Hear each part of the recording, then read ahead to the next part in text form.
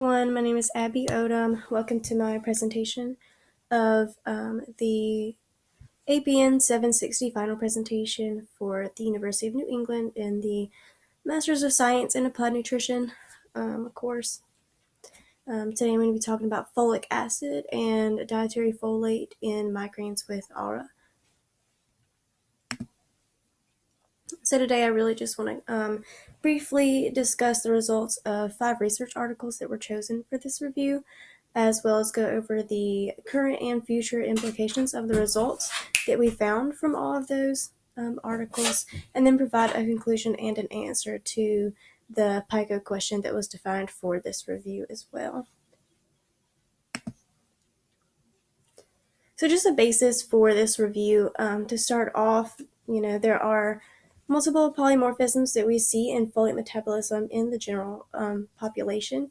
So those affect how the body metabolizes folate. It also has a relationship with homocysteine. So individuals that do have an altered ability to metabolize folate, so they can't remethylate that homocysteine into methionine. And then so we have an increased amount of homocysteine cycling in the body. And it is thought that that has a relationship with migraines with aura. So homocysteine has been related to other cardiovascular events and diseases.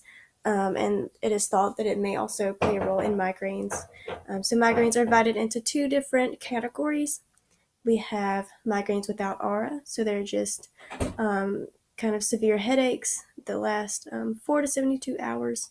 But then with migraines with aura, there are also neurological symptoms that can be seen, so that can include some paralysis, it can include confusion, inability to understand language, things like that. And they usually indicate that a migraine is coming, so sometimes we don't even see pain with that migraine. It may just be those neurological events. And here on the right, there's just a little photo here of some leafy greens, looks like spinach, that are usually high in folate.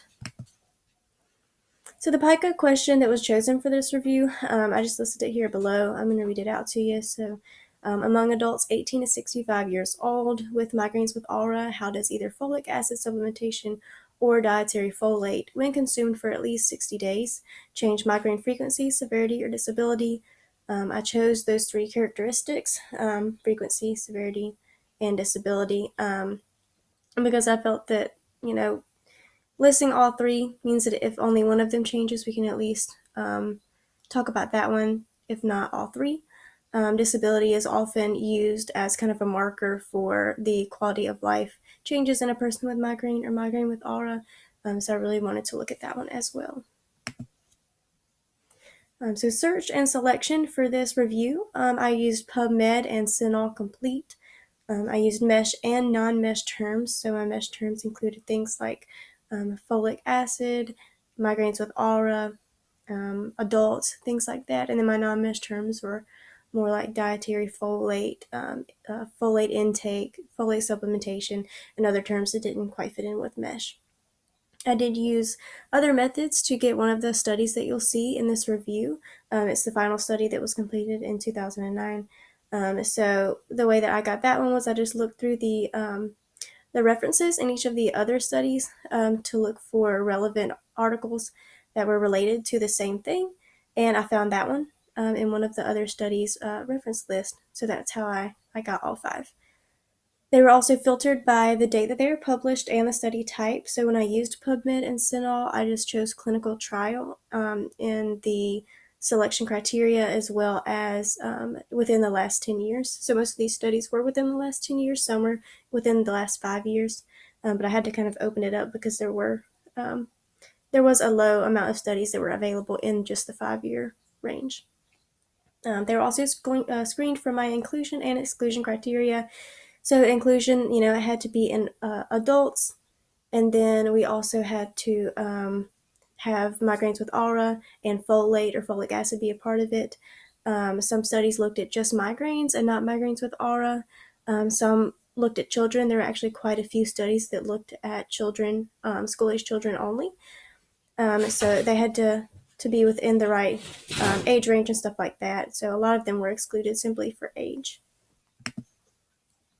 So this is just kind of a little flow chart of how I went through my selection process. So I ended up with about 29 after looking through both databases, and then I found the one, obviously, through looking through the reference section of the other articles. And then after the duplicates were removed, there were roughly 18 left. There were quite a few duplicates on CINAHL Complete and on PubMed each. And then the records were screened, mostly just the abstracts and titles, which left me with about 12. And then or about 12 were excluded, sorry, so it left me with about 6.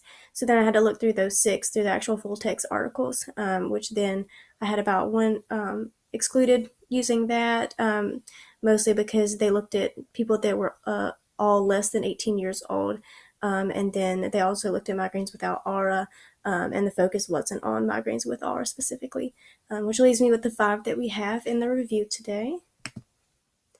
So you're going to see 2 of the studies have the same first author, which is why I included 5 studies in my review and not 4. So since there were 2 with the same first author, I just really wanted to use both of them, but then have another to lean on as well. They have the same first author, so Min and S, but then the rest of the authors are different. So our first study was a randomized controlled trial.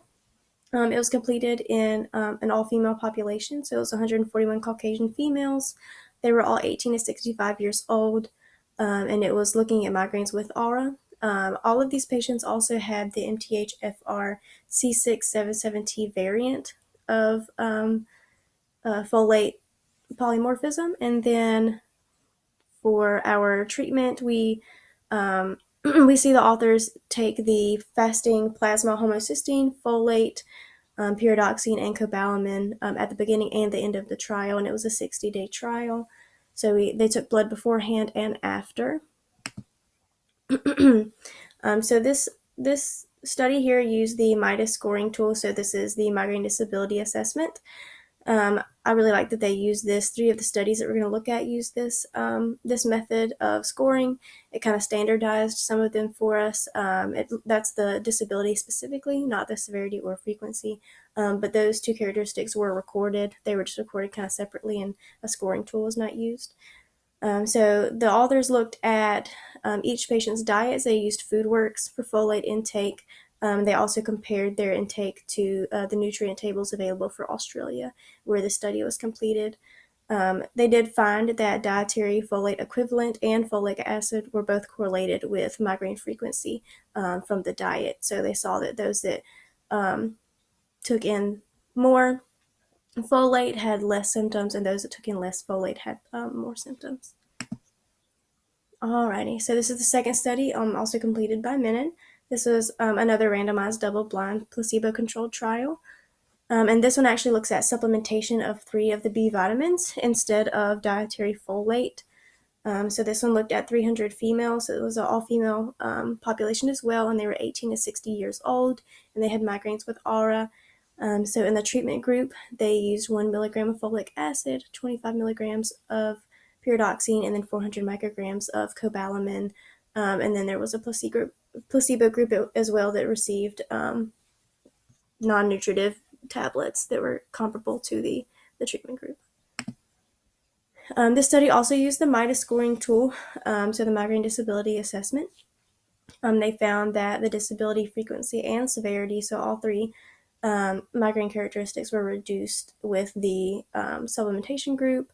There was actually a study that these authors completed prior to the time range that was available for this review that used the same dosage of cobalamin and pyridoxine. We used 2 milligrams of folic acid, and they stated in their results that they felt that the treatment was less effective in this study than in the previous study that used 2 milligrams, and they attributed that to the dosage of the folic acid and felt that that was what had changed the efficacy of the results, or of the treatment. Okay. So this is our third study by Ascari G et al. It was completed in 2017. It is our most recent study that we're going to look at. So this was also randomized and placebo-controlled. It looked at 95 adults. They were male and female, and they were all 18 to 65 years old and had a diagnosis of migraine with aura. An important thing to note is all of the studies that were used in this review had very specific diagnoses for migraine with aura, so they had to have had a certain number of events within a certain number of months. They also had to have experienced migraines with aura for over 5 years, and things like that. So there was some pretty intense inclusion criteria for the patients.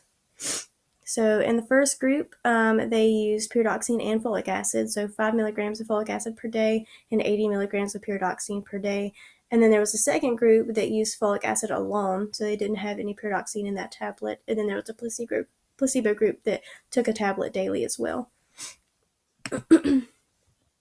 So they actually found that the folic acid only group actually didn't have much change in their migraine characteristics. And then the one that used folic acid and pyridoxine was effective. So it did change the severity, frequency, and just their overall headache diary results. This study didn't use the MIDAS scoring tool, so it's a little bit harder for us to compare it to the other ones, but they did keep a headache diary.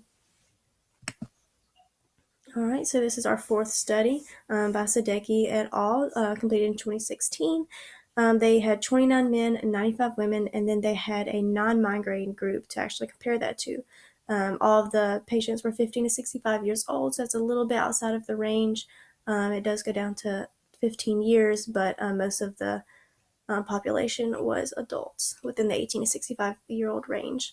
So in this study, they used a questionnaire and an interview with a registered dietitian. So they wrote down basically a food diary, what they had been eating, and then what the kind of foods they liked and things like that in the questionnaire. And then they sat down with the dietitian, and the dietitian kind of confirmed all of the things. They kind of helped flesh out exactly what they had been eating to make it a little bit more reliable. And then they kept a migraine diary.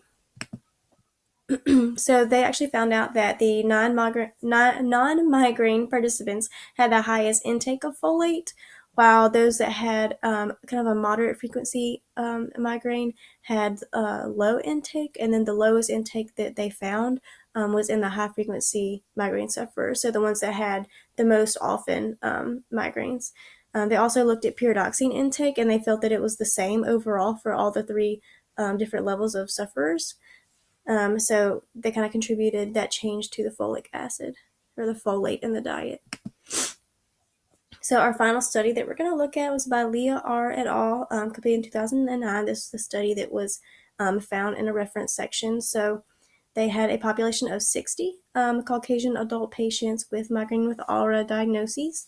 They had a treatment group that consumed 2 milligrams of folic acid, 25 milligrams of pyridoxine, and 400 micrograms of cobalamin per day for 6 months. And then they also had a placebo group that took a tablet for 6 months.